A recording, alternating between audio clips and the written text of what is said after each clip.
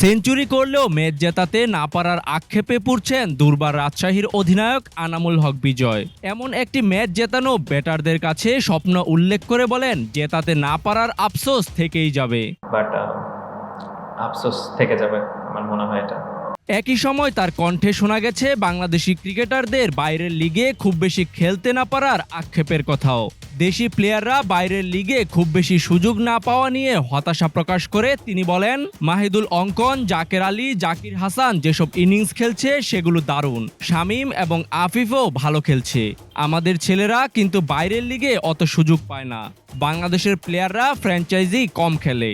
আমাদের ছেলেগুলো কিন্তু বাইরের লিগগুলো খেলতে পারে না, অপরচুনিটি আসে কম, এবং আমাদের দেশের নামটাও অনেক সময় বাংলাদেশ।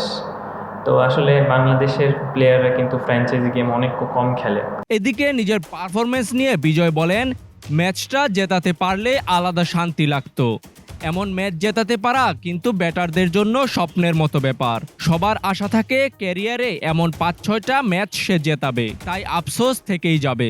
আচ্ছা, আসলে ম্যাচ জেতাতে পারলে আলাদা একটা শান্তি লাগতো। আসলে এরকম ম্যাচ কিন্তু জেতানোটা একটা ব্যাটসম্যানের জন্য একটা ড্রিমের মতো থাকে, যে লাইফ টাইমে এরকম ৫-৬টা সে ম্যাচ জেতাবে একা নিজের হাতে।